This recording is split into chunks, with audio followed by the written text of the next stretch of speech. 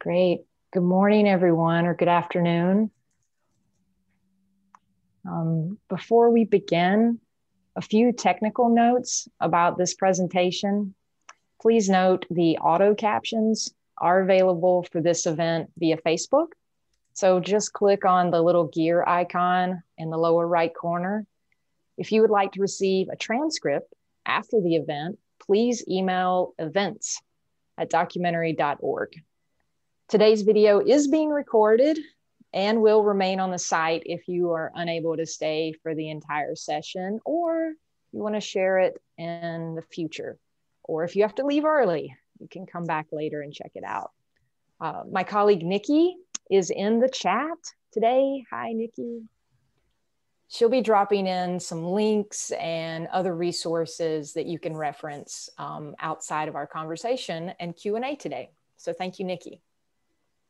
I would also like to thank our ASL interpreter, Mara. Thank you, Mara. So my name is Dana Merwin. I'm the program officer here at IDA. My pronouns are she, her, and I'd like to acknowledge that I am greeting you from the land of the Ohlone people, also known as the Bay Area, California. We provide audio and visual descriptions to make this accessible to all of our audience. I am a white woman with short, curly brown hair, a few gray hairs, and I'm wearing a delightful sweater with many colors and in front of a blue background. Before we go on, I am not alone in today's adventure, thank goodness. Joining me is the full IDA grants team, and we are here to talk about the Pere Lorenz Doc Fund. But before we get into that, I would love for my colleagues to say hi as well. We'll start with Poe. Hi, everyone. So I am calling in from Washington, D.C., the home of the Nacotchtank and Piscataway people. I'm an Asian woman, small. I have shoulder length black hair, and I'm sitting in an office in my home. Thank you, Poe. And now Kenny. Hello, everyone. Kenny Brown here. I'm the grants coordinator. I'm joining you guys from the Tongva land, which is also known as Los Angeles. My pronouns are he and him. And I'm currently sitting in a room with a white wall and a window where you can see a little bit of greenery. Thank you, Dana. Yeah, thank y'all. Okay, well, so why are we here today? We are here today because we want to answer your questions about one of IDA's funds. We hold these sessions for each of our open calls. It gives you a chance to talk to us live. But if you can't stay for the whole session, please email us as well. We can be reached at grants@documentary.org. So that email will be in the chat as well. You'll be connecting with myself or Kenny when that happens. Be patient with us as we will get a lot of requests and questions throughout the next few weeks. So I'm going to begin with an overview of what the fund is, and then Poe's going to share a little more about this year's theme. And then Kenny will pepper in some helpful hints and tips as you begin the application process. So thank you for joining us. And we will then also take your questions in the chat. So please drop those in the chat and we will answer those as best as we can today. So the Pere Lorenz Doc Fund. This fund is provided through the New York City Community Trust. IDA has managed this fund since about 2011. And it's a production and post-production fund. You can find all of the guidelines and criteria that I'll be talking about and Poe and Kenny will be talking about on our website. Nikki will drop that into the chat. So if you're taking notes, know that you can go to the website as well. So what's the main criteria for the fund is that the film should be in production or post and not completed by the end of the year. So if your film is finished, it wouldn't be eligible. The fund is also open to all filmmakers anywhere. So an international filmmaker, you don't have to be US based. The focus of the fund is changes every year. So we have a theme. Previous themes have been land and water, economic inequality, and this year's theme is challenging white supremacy, with a focus on the US, which we can talk about a little more. So if you are an international filmmaker in a country outside the US, it means that there has to be some relationship to the US in the film, which can be broadly speaking, and we can speak to your film specifically, maybe through email or here in the chat today. So in addition to focusing on that theme, the other requirements would be that you can be an emerging filmmaker. If this is your first film, great. We are hoping and looking that you're supporting yourself with some above the line crew members. So if you're a first time director, hopefully you have a producer on board who's completed a feature film before, maybe an editor or even your DP. So we're very enthusiastic about supporting emerging makers with this fund. In addition to that, student films are not eligible. So unfortunately, you wouldn't be able to apply, but we look forward to your future films. In addition to that, it is only for features. So we consider features to be 40 minutes or longer. And you don't have to be an IDA member to apply, although we greatly encourage it because we would love for you to be a part of the community. In addition to that, we would answer any of your questions around the criteria today. Like I said, you can be either the producer or the director applying, and we welcome you to check out more of the criteria on our website. Did I forget anything, Kenny or Poe? It's kind of a basic overview. No, I think that's a brilliant, Great. That's a perfect overview. Okay, wonderful. Well, then I'll toss it to Poe to talk about a few of the updates we've made with our application this year and the theme. Yeah, so I guess I'll start with the theme first. So the theme for this year's Pere Lorentz grant is Challenging White Supremacy. You're very excited about this particular theme. In previous years, as Dana mentioned, there was economic inequality. I believe that was one. And the one last year, what was that, Dana? Last year was criminal justice. Criminal justice. And so this year, you know, in our theme, we were within our team, we were coming, you know, together and thinking, what should we have that will, as a theme that will unfortunately hold true for a long time to come. And you know, we've been talking a lot about systemic racism, and so there is one theme that we thought would be good for this grant, and it would be challenging white supremacy. And, you know, we've gotten a lot of questions from filmmakers in the past few weeks. What does that mean? And does my film sort of fit the theme? And I would just like to say a little bit in terms of the theme. You know, it's really open and broad to your interpretation. Now, of course, it is obviously a film, has to touch systemic racism. And so it's an invitation to filmmakers to submit proposals that touch the theme of systemic racism and challenging white supremacy in the United States. I'm quite sure all of us living in the US, we are all bound to white supremacist structures in one way or another. We pay taxes, we partake in housing, we're part of, you know, there's the education system, we take part in the banking system. So in any way, form, we are all either in some ways upholders, enablers, victims, or survivors. So that's why we decided to go with this theme. And so we really look forward to your interpretation of what challenging white supremacy means.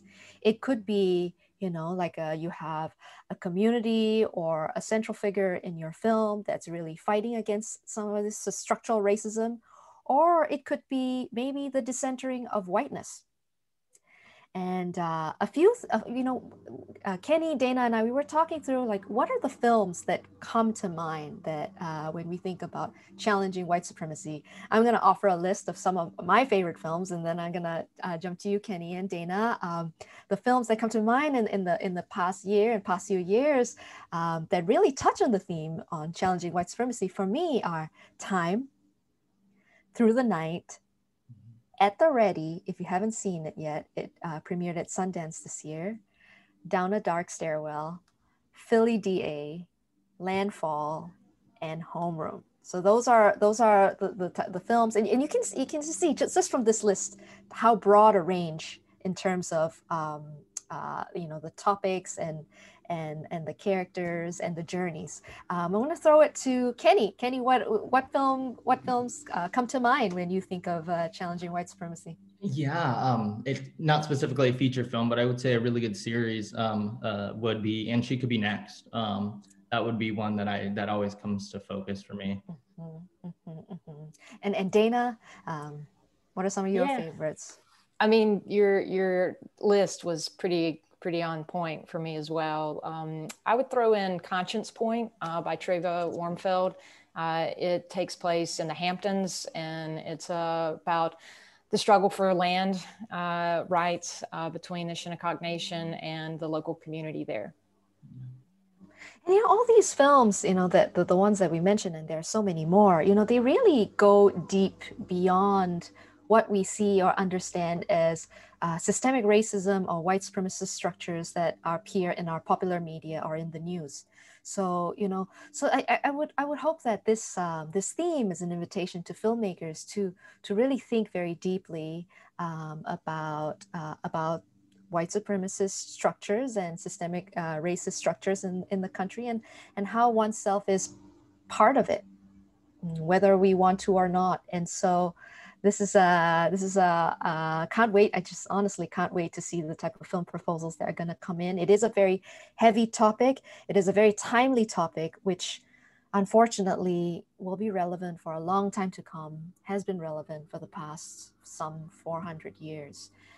And to add to what Dana mentioned earlier, we made some changes to our application for grants, and one of them, which comes a lot, which filmmakers ask us quite a bit over email and also in some of these Q&A sessions, is authorship, and the new requirement that we have. And so, in terms of authorship, all I can say is just write as yourself, write very honestly, and write about your relationship with the protagonist in your film, the participant in your film, about the communities in your film, whether you're part of it or not part of it, and how potentially you're going to address some blind spots that might come up. All filmmakers, may you be insiders or outsiders to a community, it is actually very important to think through the authorship, and it just helps, honestly, in better filmmaking. As a filmmaker, former filmmaker myself, I mean, it's always something that I've thought through very, very deeply, and once one thinks through very deeply about authorship, you'll start to see, and I speak for myself, I started to see like blind spots and who I did not have in my team, and how to better the team, and also better the story, and by making sure that every step of the way in terms of the filmmaking process, that it was inclusive. So I hope that addresses both authorship and also our theme for this year's Pere Lorentz grant. Perfect. Thank you so much, Pell. Yeah, so as Dana was mentioning, I want to pepper some little tips and tricks about the actual application process. One of them is not, yes, Dana. Oh, I was just going to encourage people to start putting any questions in the chat. While this is not just us, we are here for y'all today. So please put them in the chat. We love to answer any questions. So go ahead, Kenny. Thank you. Right, thank you. No problem. So my first little peppering tip would be simple. Don't procrastinate. The application is, it can be a little thorough at times, and we understand that. And we want to make sure that you guys are giving yourself enough time to apply with the best possible proposal. With that being said, do make sure that you are actually using the proper written application checklist. Nikki, I would love it if you'd be able to drop that in the chat. It did change, and we have had some old applications be submitted. So we want to make sure everybody's using that current one. Now, here's a big one too. Whoever's applying to the project, just make sure that you guys are providing the contact information for the person that's most readily going to be available if and when we need to reach out, potentially for updates, if samples are broken, whatever that may be. To follow that though, with your work sample, please do make sure that you do get that work sample active for the entirety of the review, meaning from the time that you apply all the way till the time that you get a notification about the status of your guys' applications. Hey, Kenny, yes. what about a work sample? What kind of work samples are we looking for? Yeah, so because this is a production and a post-production fund, we do say we want a 10 to 15 minute work sample. Obviously, if you guys are in post-production, feel free to submit a rough cut. But what we don't want you guys to do is spend additional resources in order to cut a work sample to fit within that 10 and 15 minute range. So if you guys have one that's 8 minutes or 20 minutes, submit it. We'd be more than happy to accept that. And we want to make sure that you guys are spending majority of your time writing that application and not spending a lot of extra money to make money. With that, where are we at here? Let's go ahead and go with, oh yeah, that checklist. So you will see when you do open up Submittable, there is going to be a space for you guys to upload a written checklist. Now that is going to be that PDF. Please do convert it into a PDF and go ahead and attach that. You can attach up to 4 items. And so what I do ask is that your written application does not have any images in it. We do know sometimes people do like to provide a pitch deck. Just make sure you're uploading that separately. It just allows for easier access for all the reviewers if it's just written. And you also have a space to go ahead and attach your budget there as well. What I do like to mention about that submittable application is that you are going to see a repetitive section that you're going to have to put inside the written proposal that you're attaching, but also on that submittable form, we do pull out that statement of interest regarding the theme. And the reason why we like to have it in both sections is that it does make the review process a lot easier for both reviewers and internally in order for us to be able to assess all projects the same. As far as that, I would say that would probably be my best tips and tricks. Obviously, anything else that you guys come across in an application, please do reach out to grants@documentary.org. And we'd be happy to answer any of those little questions around the actual application process. But yeah, I'd love to kind of turn it over and yeah, start letting the people ask the questions. That's awesome, Kenny. Thank you. We are getting some in the chat now, so thank y'all so much. One of the questions is about topic summary.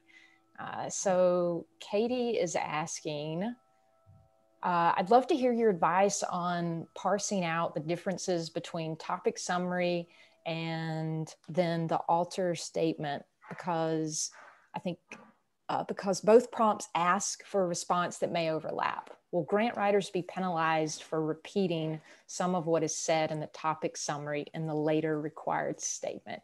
I think artist statement maybe is what the typo there, but will you be penalized? No, no. We understand that the core application and our application, there will be overlap. And I'll mention that we are actually working with our partners in the field to reboot the core. So I'm just going to put that out there into the world. So we always are interested to hear feedback at any point from y'all on what you feel maybe is redundant, right? I would say this about the topic summary. The topic summary versus the story summary sometimes is confusing for filmmakers.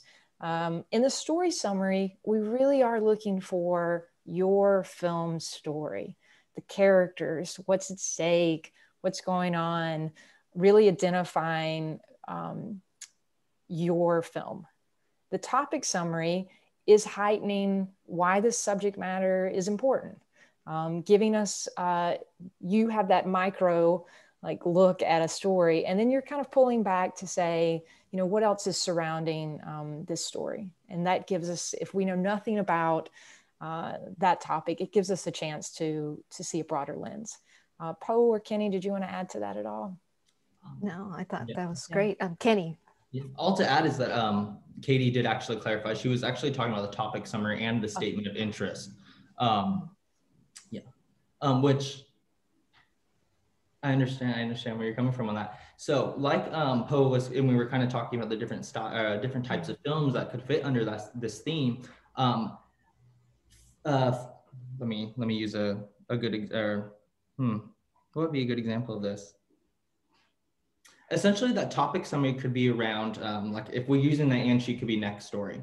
That topic summary could be written around women and working in politics and kind of, you know, trying to make their way in a one just male dominated world for one, as underrepresented community members. But that statement of interest, that's where you're going to really dive into the actual theme of challenging white supremacy. And that's where you're going to talk about how on screen, how it may not be as black and white, how your film addresses that, but that's where you're going to be able to address that section.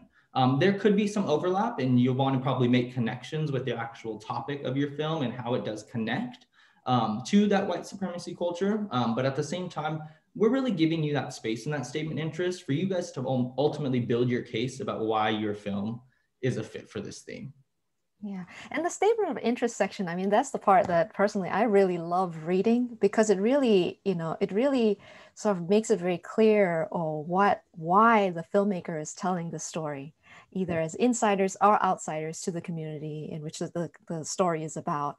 And you know, as a former documentary commissioner, when I used to look at pitches, you know, it's always like looking for that fire. Why sometimes as a filmmakers, why are filmmakers so thoroughly upset and angry that this is the story that they need to do? Or what is it that they're filled with wonderment or something, and that's why they need to tell the story? That is where it sort of it becomes quite clear in the statement of interest. And I personally particularly love reading that part of the application. What about you, Dana? You've gone through so many cycles of this already. What are your some favorite parts of the application to read? You caught me doing some technical sidebarring, Poe. I didn't realize our ASL interpreter was not on screen. Apologies. I was driving the Zoom apparently, so apologies to anyone watching. That's on me. So sorry, Poe. I wasn't quite fully here. Oh no, you're good. You're good. And we apologize for that, because we're actually in a room in Zoom, seeing ourselves and with Mara. So so thank you, whoever pointed it out to us.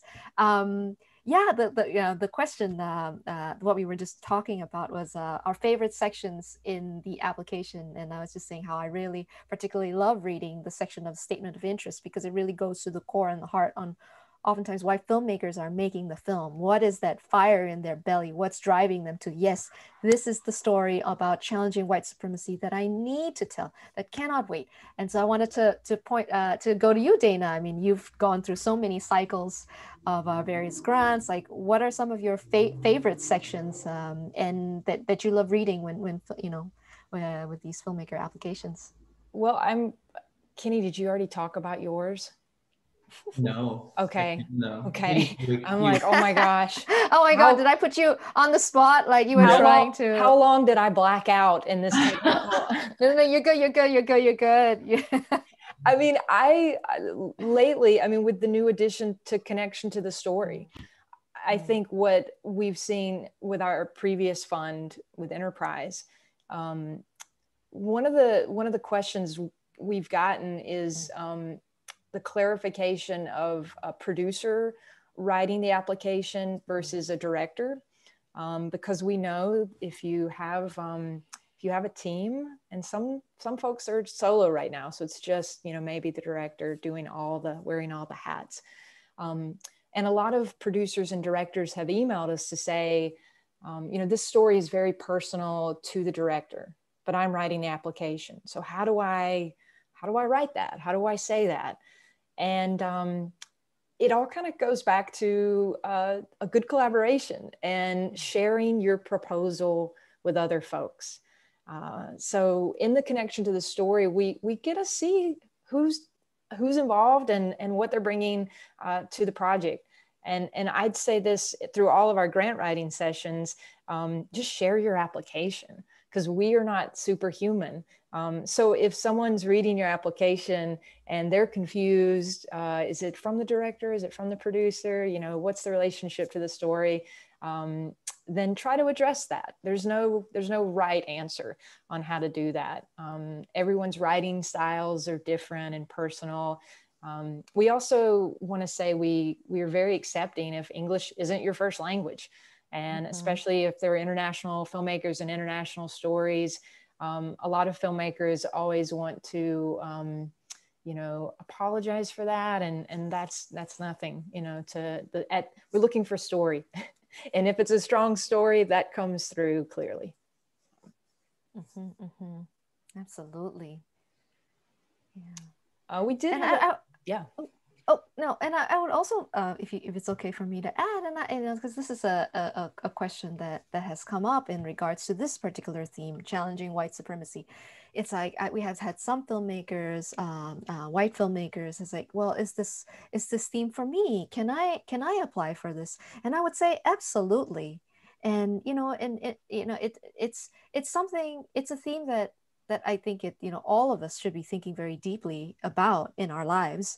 And so we would welcome everybody to submit their film proposals on this theme. And I would also like to say something, though. It is very important, as filmmakers are applying for this grant in regards to this theme, to not conflate white people and white supremacy and white supremacist structures. They're very different. I think sometimes some of the confusion on whether the film applied to me, sort of, it's because folks are thinking about that. We would encourage all filmmakers to apply. And also in regards to authorship and connection to the story, even, filmmakers of color, it is very important for all of us to think through how we are, what is our connection to the story? Because sometimes we may be outsiders to the communities that we're covering as well.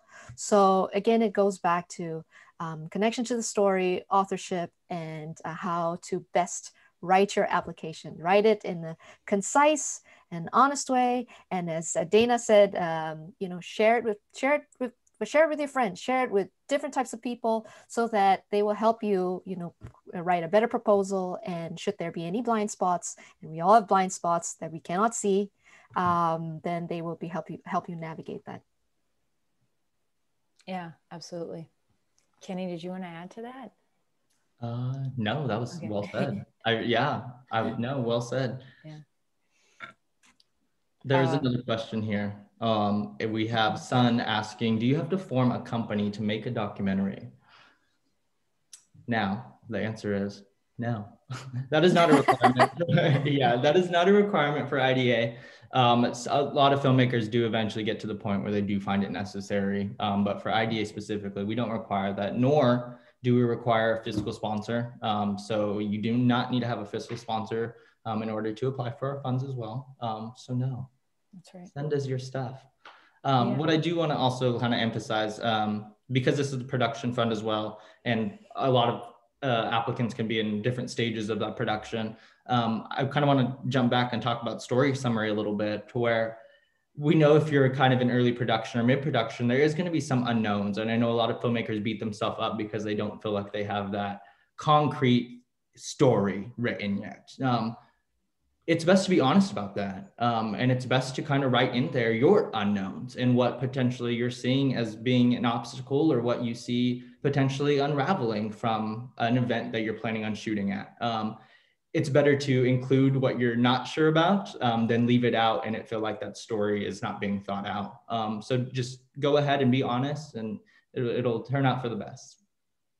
So much about story treatment and really good story treatments in film proposals is really based on the conversations that you already have with different members of the community, with the participant, the amount of research that you've done. So the story treatment and the proposal and the story is not to sort of lock you down as a filmmaker, like this is the film that is promised, that I promised in the grant application, this is the film I'm gonna make. No, not at all. If anything, it's only to be used as a guide, so that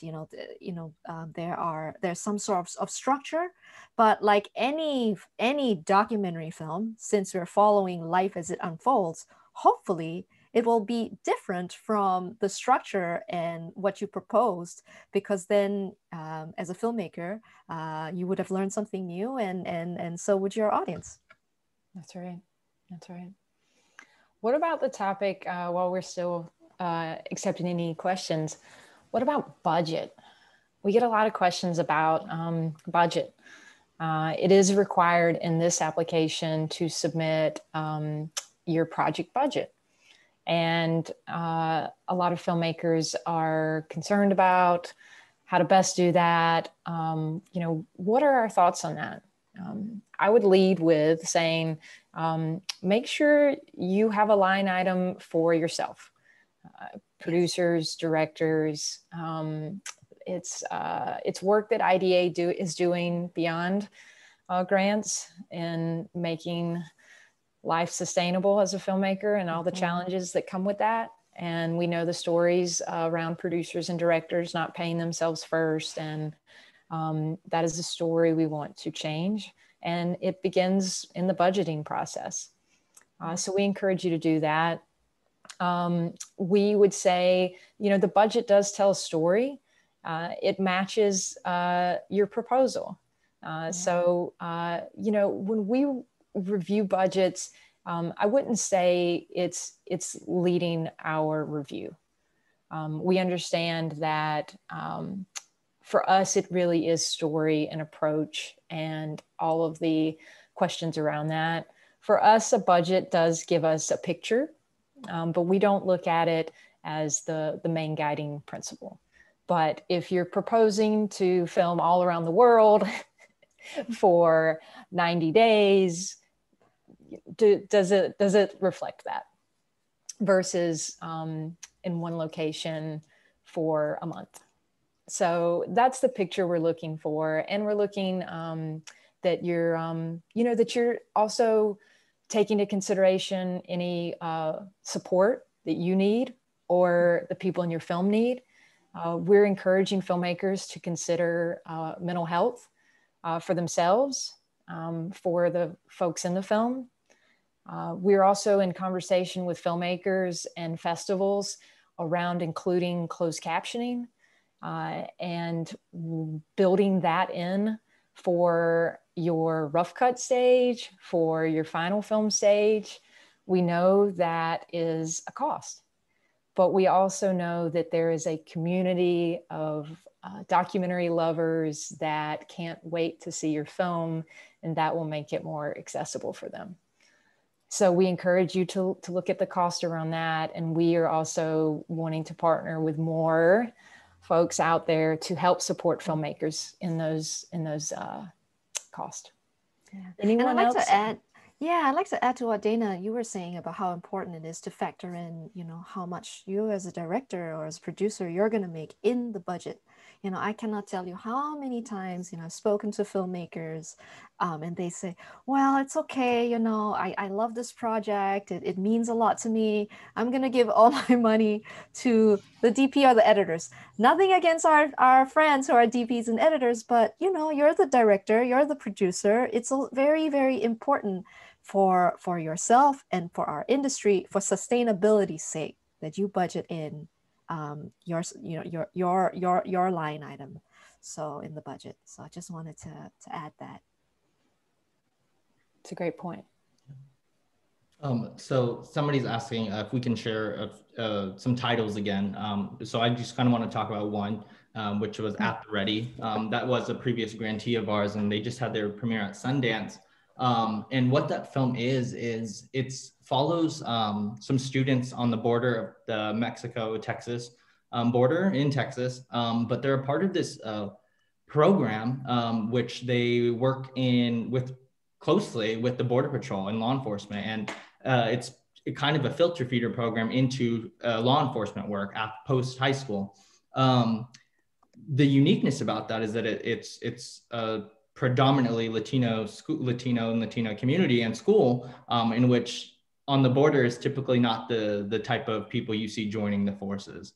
And while the whole actual focus has nothing to do with the history of policing in America and that structure, while they don't really look at that, it's decentering what we typically see in that industry. And so I love that example as a film that really kind of hits that nail, but doesn't necessarily,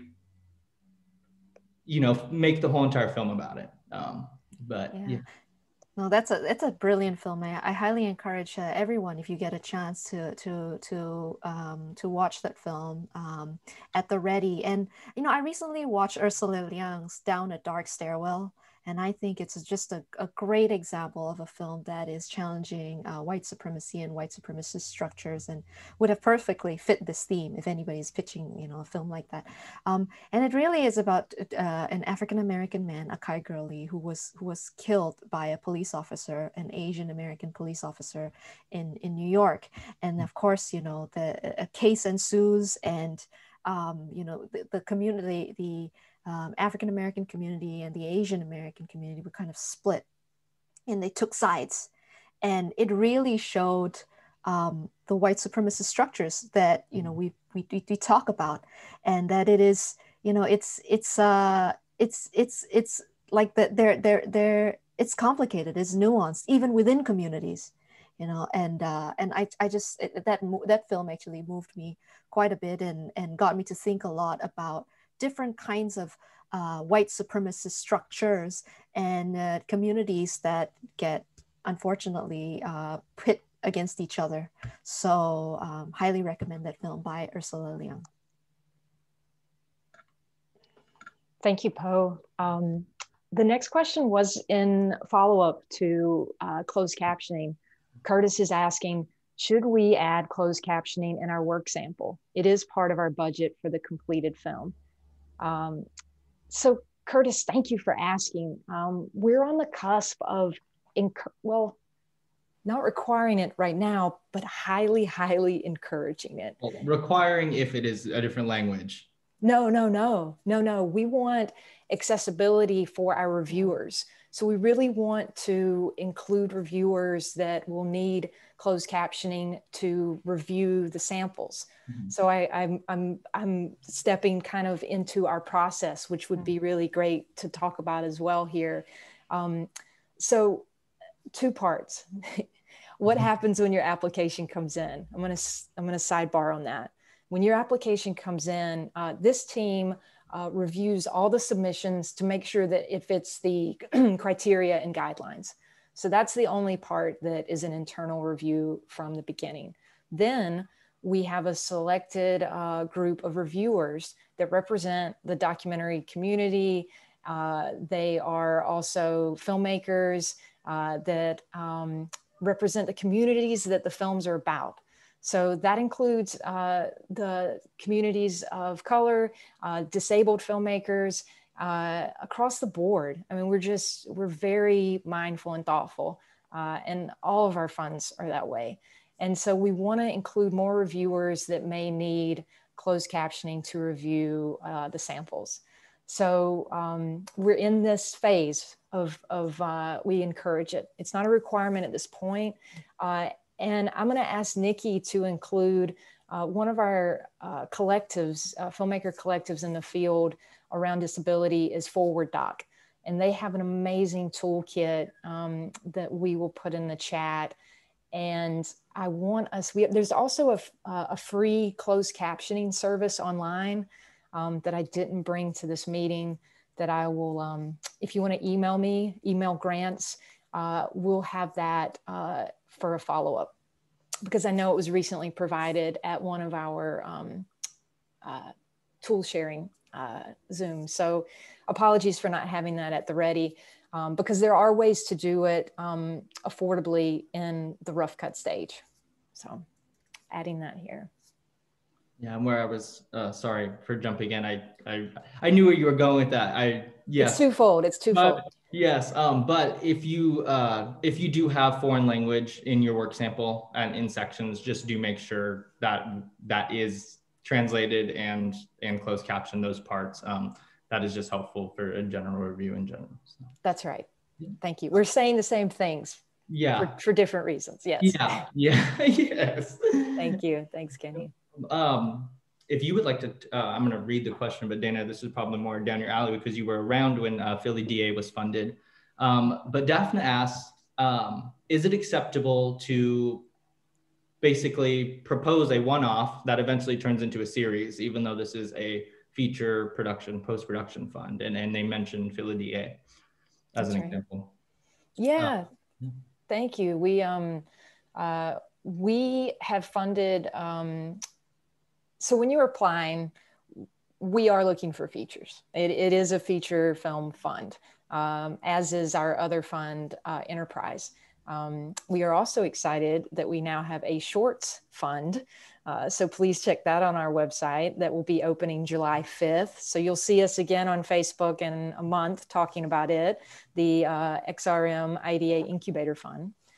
But yes, when you're writing this proposal, be transparent. If you're developing a series, this is not the fund for you. You don't meet the criteria. Okay. Don't try to slip one through on us. Okay. That's not what we're, once again, you're having relationships with funds. Okay. So if we fund you and then you're like, oh, by the way, not good. So be transparent. Okay. When we received the application from Philly DA, which was through Enterprise, a different fund, at that point for them, it was a feature only. The same for And She Could Be Next. Both of those films were in early to mid production. So at the time, speaking for those filmmakers, that was their intent. As they spent more time in the field, it began to grow and they realized the possibility, and they had added support that gave them the opportunity to develop a series. So those are the long and short stories around series. So, yeah. Thank you for that, Dana. Yeah, no, thank you. So we have somebody in our chat asking, what are some good topics you recommend? And Poe had kind of talked about this in the beginning about how this theme kind of encompasses a lot of part of American society. And so almost don't limit yourself to kind of one sector, but I mean, there's films touching in the medical field about the inequality that happens in the medical industry, or it could be as simple as even in the criminal justice system or the way that, that stuff is working. It could go all the way to even a program, like we were saying at the Ready, that a high school has implemented into their academia. It could be stuff that happens on college campuses or inside public education systems. It is very, very broad. And there's so many places to find good films topics. Yeah. As Kenny mentioned, and then just going back to our the list that I mentioned earlier, Time deal with the theme of incarceration, and Through the Night about childcare, Down a Dark Stairwell about police structures, Philly DA about the criminal justice system and how it criminalizes some communities that have been historically marginalized and criminalized. Landfall by Cecilia, which is about colonization of Puerto Rico. Homeroom by Pete Nix about the education system. So it's really vast. And so, we as a team, because Kenny, Dana, Kenny especially, he goes through like the first round of all the hundreds of applications that come through. And so I'm sure Kenny, we can't wait to see what's going to come through with this theme. Yes, it did. And like we were all saying, is that there may be also some things where we kind of need you guys in that statement of interest to build your case and really, bring to light these little corners of our world to where things need to be pulled out and brought into the light. So yeah, believe in yourself. And we had a conversation with John, who directed After Sherman, and you know, and so it's actually if someone could drop Nikki, if you could drop the link here on Facebook, that'd be great, because his film, John's film After Sherman, really decenters whiteness. Mhm. So, you know, that could be a form of challenging white supremacy, that it totally decenters whiteness in the converse, and you know, and just by nature of being, it is a challenge to white supremacy. So really open to your interpretation of the theme. Yeah, I really like that. Films that are just decentering the whiteness. Well said, well said. I guess one other thing we can talk about in closing is mentioning some of our other grantees. All of our grantees are listed on our website. For this fund, we have $115,000 in post-production production funds that will be awarded to typically around 7 films. And the grant amounts are up to $25,000. So there is often a range. So we were excited to announce the grantees around the criminal justice theme earlier this year. And you can find all of our grantees online as well to kind of give you a scope of what even those topics covered. You know, when you looked at criminal justice last year, you can see the range of themes and topics around that as well. So that might give you some insight as well. So I would just like to add, if you are unsure, if you have any doubt, you know, would my film go and fit this theme? Apply. Yeah. Apply. And make a justification. Yes, that it does. It is a good fit for this theme. Yeah, apply. Okay, it looks like we have one more question coming in. As some filmmakers, this is from Melissa. Thank you, Melissa. As some filmmakers are applying to many funds, it seems that once they've completed the core app, they use the same answer for all these different funds. How important for this app is it to tailor answers to the specific theme? That's a great question. I'm going to step back a moment. So if you're familiar with the Documentary Core app, it was created by filmmakers and funders to help standardize this application process that all of you go through all year. And with that said, the field has realized that especially in 2020, that changes were overdue. So we're working in partnership with Sundance and filmmakers and other organizations across the board to reboot it. And to speak to that, IDA and Sundance, not to mince words, we went rogue in 2021 by changing our application, and it no longer conforms to the core app because we felt it was very important to add a question around connection to story and COVID considerations. So when you do see the checklist for this fund and the other IDA funds, you'll notice that the skeleton of the core is there, but it has grown a few hairs. I don't know, that analogy or metaphor is mixed. But it does deepen our relationship and understanding of your story. So by asking a few more questions, we really feel like it is helping both the filmmaker and us to understand what you're attempting. So to the question asked, Melissa, in our fund, we asked for the statement of interest. So it is separate from the basic story, topic summary, you know, artist statement, artistic approach. So we do have a defined section that says, how does your film relate to white supremacy? So for really your topic summary and your story summary could be the same. The same thing that you're doing for the core. And then we give you that moment at the end to address our specific theme. Any additions to that, y'all? Yeah, and you know, and again, going back to the application, how do you write a successful application for this theme?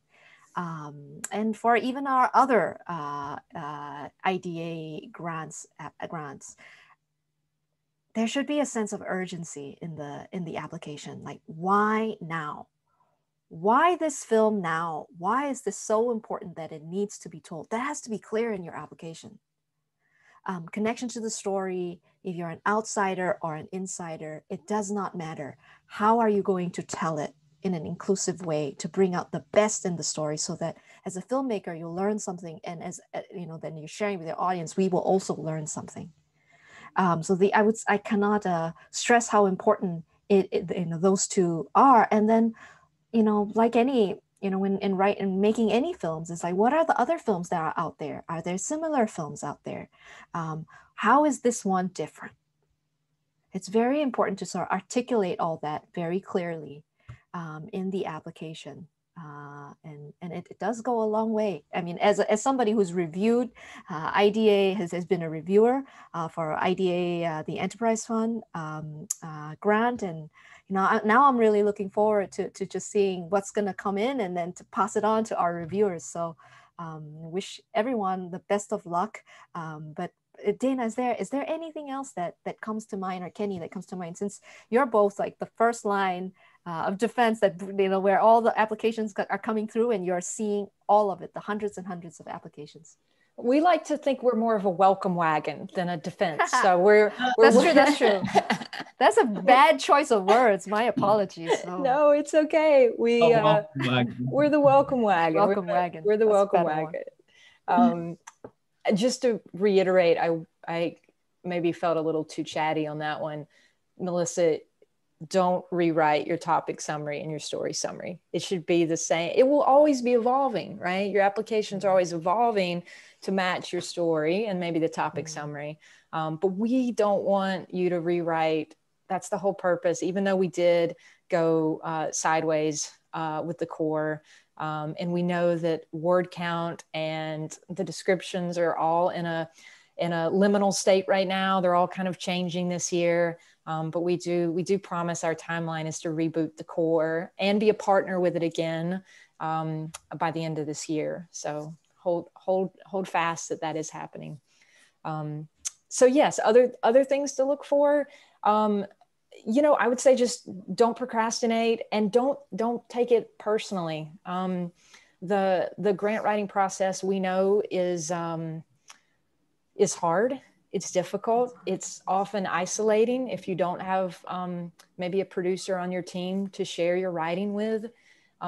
So we encourage you, when you're in that state, to find your community, whether that's regionally or nationally. There's some really great communities. I want to give a shout out to D-Word, who's been hosting Friday sessions online and doing some work in progress sessions.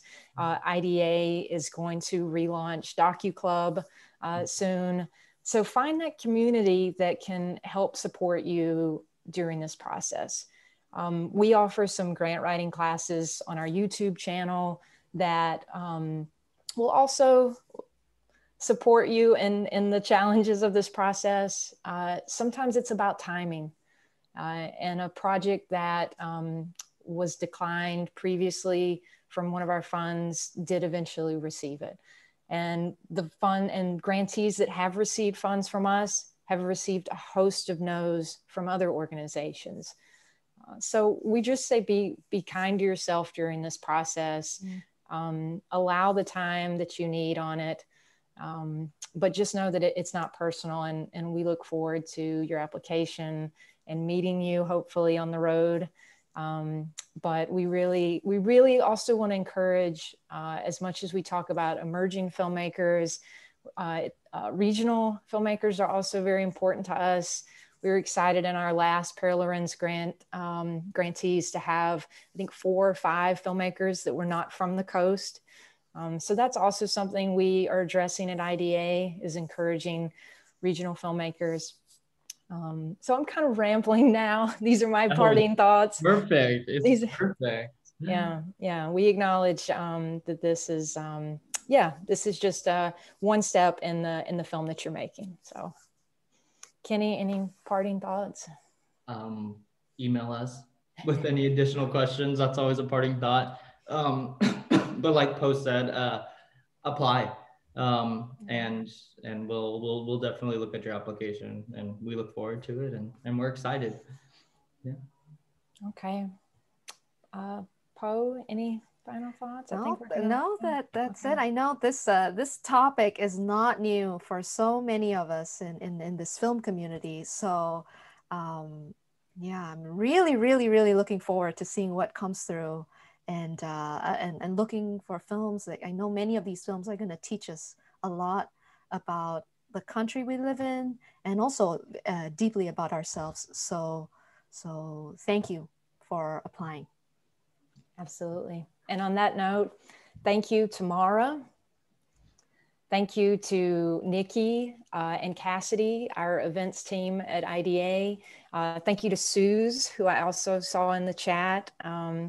And to anyone else I'm forgetting, please don't let me forget. Thank you. Oh, thank you to the New York City Community Trust, who is the funder behind the Pere Lorenz Documentary Fund. So we encourage you to visit our website, read the guidelines, read the criteria, and email us with any questions. We hope you have a wonderful day. Thank you to Kenny and to Poe, and thank you so much for joining us. Have a great day. Bye.